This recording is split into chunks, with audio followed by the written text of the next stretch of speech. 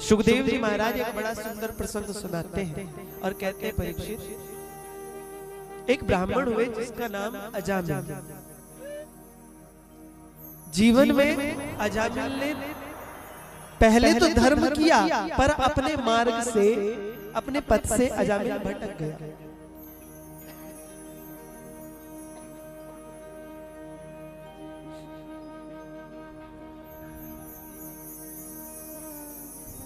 वैश्या पर मोहित हो गया, एक गणिका पर मोहित हो गया, और उस गणिका पर मोहित होकर जिसकी वृत्ति प्रवृत्ति दोनों को मार गई। उस वैश्या को देख करके अजामिल उस वैश्या पर प्रसन्न हुआ और अपने जो सदकर्म है उन्हें कुकर्मों में परिवर्तित कर दिया। नाम जप नहीं होता, अब भजन नहीं होता, अब लोग सम्मान नहीं करते। अब स्थिति क्या बन गई? अब स्थिति बन गई किसी के यहां जाता नहीं है, किसी से मिलता नहीं है, संशय लगता है, लाज आती है, लज्जा लगती है। तो आज घर को, परिवार को चलाने के लिए अजामिल चोरी करने लगा, लूटपाट करने लगा। भैया घर में तो सबका पेट भरना ही है। और जब चोरी का धन घर में लाने लगा, कहते हैं कि संत बड़े कृपालु हैं, संत बार बार आकर के कृपा करते हैं। जब जब ये जीव मार्ग से भटक जाता है तब तब संतों की कृपा होती है। धन्य है आज भी अजामिल पर संतों की कृपा बनी। सुखदेव जी महाराज कहते, बिच्छू चाहे कितना भी डंक मारे, बिच्छू का कर्म है डंक मारना, बिच्छू की प्रवृत्ति है डंक मारना। वो संत महात्मा जो जल में डूबते हुए उस बिच्छू को देखते हैं तो जल में उतरकर उसकी रक्षा कर देते हैं। और जब जिस बिच्छू की रक्षा को किया उसी ने हाथ पर डंक मार दिया। दर्द हुआ, पीड़ा हुई तो हाथ से छूट गया, फिर जल में गिर पड़ा। फिर संत को दया आई, ये डूब रहा है, फिर उठा लिया, फिर निकाल दिया।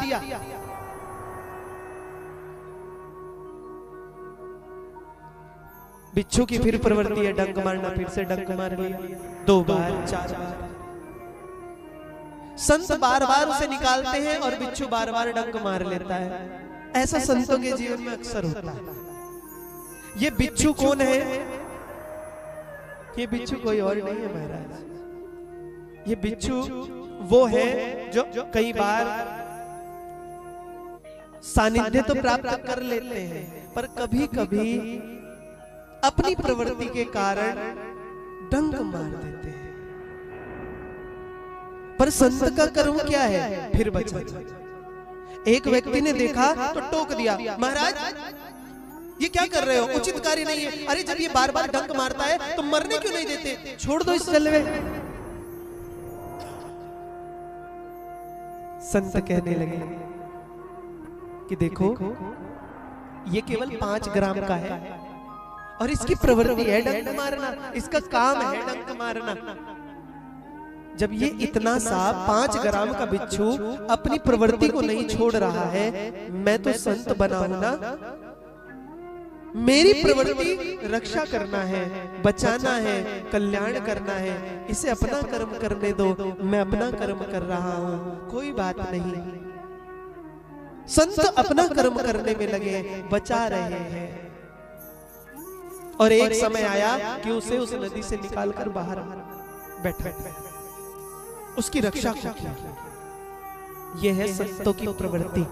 प्रेम से बोलो, थोड़ा जोर से बोलो।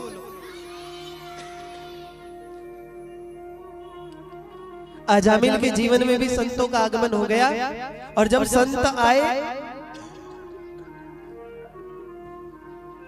जिस क्षेत्र में अजामिल रहता है उसी क्षेत्र में संत आए। संतों ने देखा, पूछा, भैया हमें बड़ी जोर से भूख लगी है, यहाँ कोई ब्राह्मण परिवार रहता है क्या? किसी ने बता दिया, महाराज ब्राह्मण परिवार तो रहता है, पर वो ब्राह्मण अपने पद से भटक गया है। संत चिंतन करने लगे, जो संसार का विश्व का गुरु है, जो समाज का गुरु है, यदि वो मार्ग भटकेगा तो संसार का कल्याण कैसे होगा? उसका कल्याण तो अवश्य करना है। गए द्वार पर जाकर के द्वार को खटखटाया। अजामिल उस समय घर पर नहीं है, गया है कहीं चोरी इत्यादि करने, अपनी प्रवृत्ति में लिप्त है। गणिका ने, उस वैश्या ने द्वार को खोला और द्वार को खोल करके संत महाराज को प्रणाम किया। महाराज, संतों ने देखा इस परिवार में एक संस्कार है, प्रणाम, सम्मान, और यदि सम्मान का संस्कार है तो कल्याण तो छिपाई है। आशीर्वाद दे दिया, कल्याण। हे देवी, बड़ी जोर से भूख लगी है। गणिका कहने लगी, महाराज मेरे घर पर मांस मदिरा का सेवन होता है, मैं आपको भोजन नहीं करा सकती, परंतु एक काम कर सकती हूँ कि आपको मैं कुछ कच्चा भोजन दे दूं तो आप यदि स्वयं पान कर ले। संतों ने स्वीकार किया। उस भोजन को लेकर के स्वयं एक वृक्ष के नीचे बैठ गए, पकाया, और पका करके जब पान करने लगे, संतों में एक कृपा हमेशा बनी रहती है। एक एक कण का भार उतारते हैं। जो दे रहे हो ना ब्राह्मणों को, संतों को, श्रेष्ठ जनों को, उस एक एक कण का आशीर्वाद और मोल देकर जाते हैं। आज भी संतों ने कृपा की और चिंतन किया कि अभी लौट कर नहीं जाएंगे जब तक कल्याण ना कर दे। इतने में अजामिल आ गए। अजामिल आए, आकर के पत्नी से मिले। पत्नी ने कहा, महाराज कुछ संत आए हैं, जाकर प्रणाम कराओ। अजामिल पहुंचे, प्रणाम किया। संत कहने लगे, आओ अजामिल, हम तुम्हारी प्रतीक्षा कर रहे थे। देखो, हमने तुम्हारे घर का अन्न खाया है, अन्न ग्रहण किया है। अब हम इसलिए यहाँ रुके हैं कि तुमसे भोजन की दक्षिणा ले लेवे। हम क्यों रुके हैं? बोलो, क्यों रुके हैं? क्योंकि भोजन दक्षिणा ले ले। भोजन किया है ना, तो भोजन तब पूर्ण होगा जब हम इसकी दक्षिणा ले लेंगे। अजामिल कहने लगा, महाराज धन्यवाद करो कि मैंने अभी तक तुम्हारा ये ढोलक मजीरा छीना नहीं, मुझसे दक्षिणा मांगोगे? संत कहने लगे, अजामिल दक्षिणा में कोई रुपया पैसा नहीं चाहिए। हमने तुम्हारे यहाँ का भोजन ग्रहण किया है, हम तुम्हें आशीर्वाद देते हैं कि तुम्हारे यहाँ एक पुत्र होगा। बस दक्षिणा में ये चाहिए कि तुम अपने पुत्र का नाम हमारे कहने से नारायण रख देना। क्या चाहिए दक्षिणा में? क्या चाहिए? अपने पुत्र का नाम हमारे कहने से नारायण रख देना। अजामिल सोचने लगा, ये तो अच्छा नाम है, रख देंगे। संतों की कृपा से पुत्र हुआ, पुत्र का नाम नारायण रख दिया। और देखो संतों की कृपा, दिन भर नाम नहीं लेता, पर पुत्र का नाम नारायण है इसलिए पुकारता। अरे नारायण पुत्र कहाँ हो? नारायण इधर आओ, नारायण गोद में बैठो, नारायण घूमने चलो, नारायण खेलने चलो, नारायण क्या खाओगे? नारायण आज क्या क्या किया? कितनी बार दिन भर में नारायण नारायण नारायण करता है। अब जब दिन भर नारायण निकलता है मुख से तो कल्याण तो होगा ही ना। अजामिल के जीवन में अब ऐसा समय आ गया,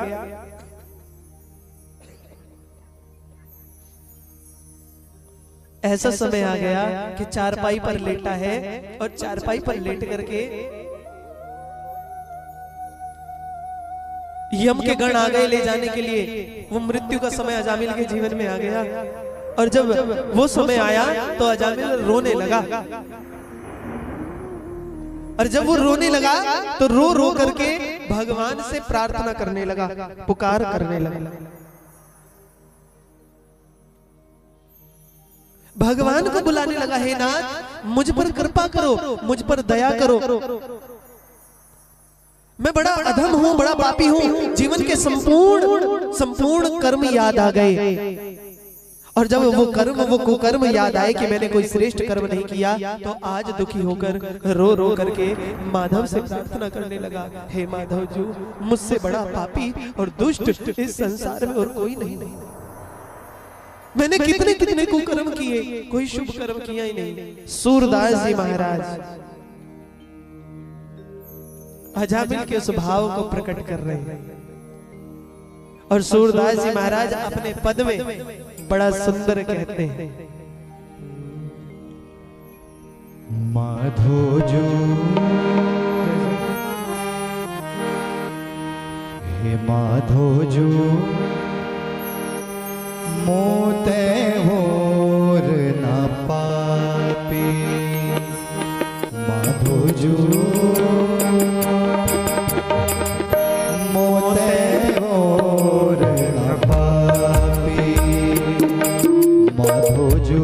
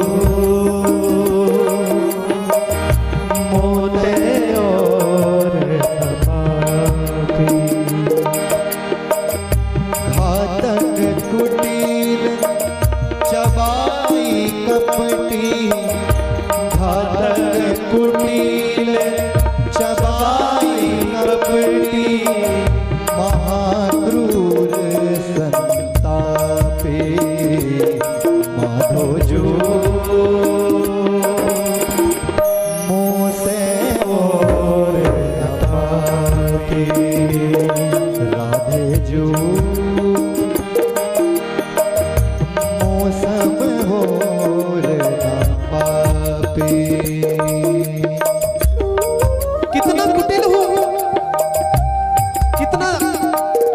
कितने दुष्ट प्रवृत्ति का हो, घातक हो, मारता हो, लोगों को कष्ट पहुंचाता हो, अधम हो, कुटिल हो। आज एक एक कर्म को याद कर रहा है। नेत्र सजल है, नेत्रों से धाराएं निकल रही है। जीवन में क्या किया? बस खाया, कमाया, अपने लिए जिया, अपने लिए सोचा, अपने परिवार के लिए सोचा। अरे ये कर्म तो अन्य योनियों में सभी पशु पक्षी भी सोच रहे हैं, मैंने कब संसार के कल्याण के लिए सोचा? कह रहे हैं हो कामी विवश कामिनी के रस, कामी विवश कामिनी के रस, लोभ लालसा वासी, लोभ लालसा वासी, कामी विवश कामिनी के रस, कामी विवश कामिनी के रस, लोभ लालसा थापे, लोभ लालसा थापे,